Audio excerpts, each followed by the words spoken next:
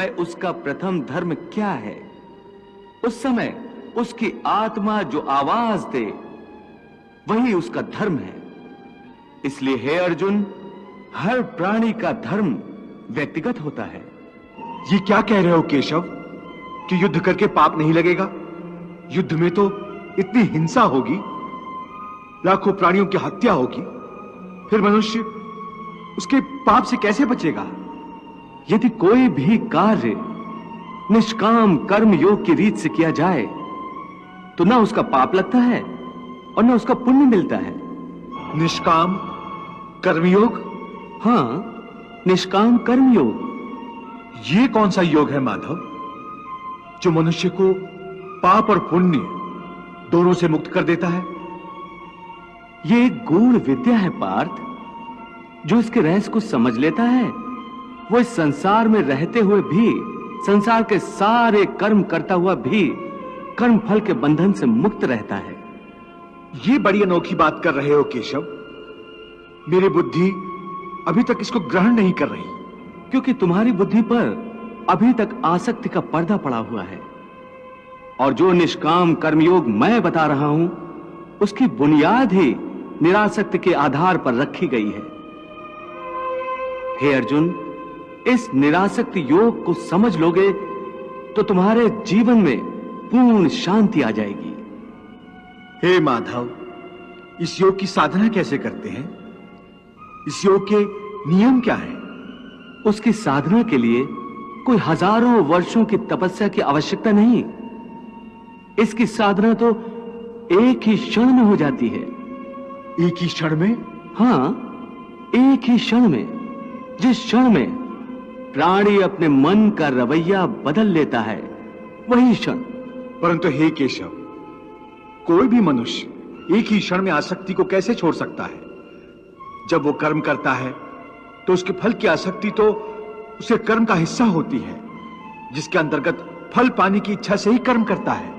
हे अर्जुन, बस यहीं से निष्काम कर्म योग की साधना शुरू होती है। अर्थात तुमने कहा कि प्राणी फल पाने की इच्छा से ही कर्म करता है, परंतु निष्काम कर्मयोग यह सिखाता है कि फल पाने की इच्छा से नहीं, बल्कि अपना कर्तव्य पूरा करने के लिए, अपने धर्म का पालन करने के लिए कर्म करो। फल पर भरोसा रखकर कर्म मत करो, क्योंकि फल पाना तुम्हारे हाथ में नहीं, तुम्हारे अधिकार में केवल कर्म करना ही है। कर्मण्येवाधिकारस्ते मां फलेषु कदाचन मां कर्म फल हेतुर्भूर्मा ते संगोस्त कर्मणि। मैं बताता हूं कैसे। पार्थ, तनिक उस दृश्य की कल्पना कि नगर धनवान के सामने बड़े स्वादिष्ट भोजन की थाली परोसी गई है। थाली सोने की है, कर्मा गरम व्यंजन भरे हुए हैं, जिन्हें देखकर वो बहुत प्रसन्न हो रहा है। वो बड़ी प्रसन्नता से पहला निवाला उठाता है।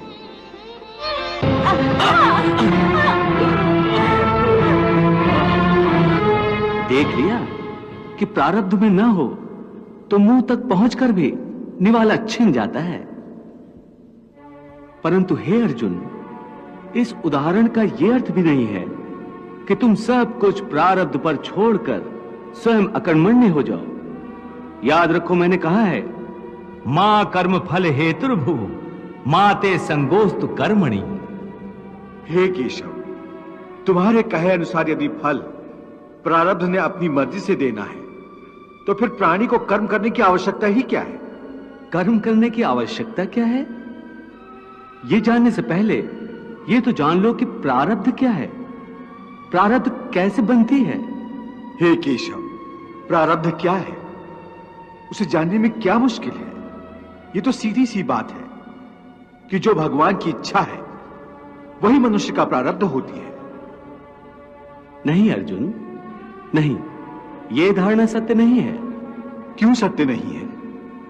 क्योंकि मैं किसी के प्रारब्ध नहीं बनाता, ना मैं किसी प्राणी के कर्म अथवा कर्म फल के हिसाब में दखल देता हूं।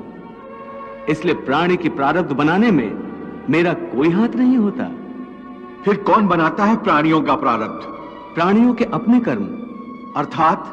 अर्थात ये कि प्राणी जैसे कर्म करेगा उसका वैसा ही फल पाएगा।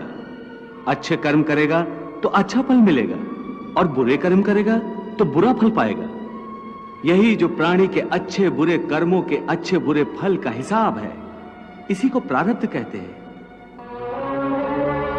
अपने पुण्य कर्मों के फलस्वरूप सुख और अपने पाप कर्मों के फलस्वरूप दुख प्राणी इसी जन्म में या अपने अगले जन्म में भोगना ही पड़ता है। वो टल नहीं सकता। इसलिए अकर्मण्य हुए बिना निरंतर अपने धर्म के अनुसार कर्म करते जाओ और मन में यह पक्का विश्वास रखो कि जिस नियत के साथ तुम कर्म करोगे उसी नियत के अनुसार तुम्हें फल अवश्य मिलेगा। कर्म का यह अटल विधान है, इसमें कभी किसी के साथ अन्याय नहीं हो सकता। हे अर्जुन, प्राणी का कोई भी कर्म नष्ट नहीं होता। मनुष्य को अपने हर कर्म का फल अवश्य मिलता है। इस तरह प्राणी के कर्मों के अनुसार उन कर्मों का फल हर मनुष्य के प्रारब्ध में लिख दिया जाता है। इसी कारण हर जन्म में मनुष्य अपने ही कर्मों के बंधनों में बंध जाता है। इसी कर्म के बंधन में बंध जाने के कारण मनुष्य आवागमन अर्थात जन्म जन्मांतर के चक्रव्यूह में फंसा रहता है और उसे मोक्ष प्राप्त नहीं हो पाता। कर्म के बंधन से आवागमन या जन्म जन्मांतर का क्या संबंध है? मनुष्य अपने एक जन्म में जो कर्म करता है उन कर्मों के फल के रूप में पाप और पुण्य दोनों ही होते हैं। कभी पाप अधिक होते हैं तो कभी पुण्य। दोनों का दुख सुख भोगते हुए मनुष्य अपने नए जीवन में जो कर्म करता है उनका हिसाब पाप पुण्य के खाते में नए सिरे से लिख दिया जाता है। इस तरह इन नए कर्मों को भोगने के लिए एक और नया जन्म लेता है और जन्म जन्मांतर का यह सिलसिला लगातार चलता रहता है और मनुष्य की आत्मा का अपने परमात्मा से मिलन नहीं होता, जिसे मोक्ष कहते हैं। हे कृष्ण, इसका अर्थ तो यह हुआ कि मोक्ष प्राप्त करने के लिए मनुष्य को पाप और पुण्य से बचने के लिए कोई कर्म ही नहीं करना चाहिए। सारे कर्मों का त्याग करके सन्यासी बन जाना चाहिए। कोई भी मनुष्य अकर्मण्य नहीं हो सकता। कर्म तो उसे हर स्थिति में करना पड़ता है। परंतु सन्यासी तो कर्म का त्याग तो करते ही हैं। हे पार्थ, सन्यासी भी कर्मों का त्याग नहीं करते, न ही कर सकते हैं। मैंने पहले ही कहा था कि सन्यासी भी कर्म करते हैं। खाना पीना, उठना बैठना, तपस्या करना, साधना करना, ये सब भी तो कर्म ही है। कर्म से कोई कैसे मुक्त हो सकता है? हे केशव, जब कर्म से मनुष्य मुक्त नहीं हो सकता तो वो कर्म कैसे करे कि उसे पाप और पुण्य से मुक्ति मिले? हे पार्थ, इसका तरीका यह है कि मनुष्य फल की इच्छा त्याग कर कर्म को अपना धर्म समझकर करे। फल उसे अवश्य मिलेगा, परंतु इस फल का वो विधान की इच्छा समझकर स्वीकार करे। ज्ञानी पुरुष इसी योग को अपनाकर कर्म योगी बन जाते हैं। वाह प्रभु वाह।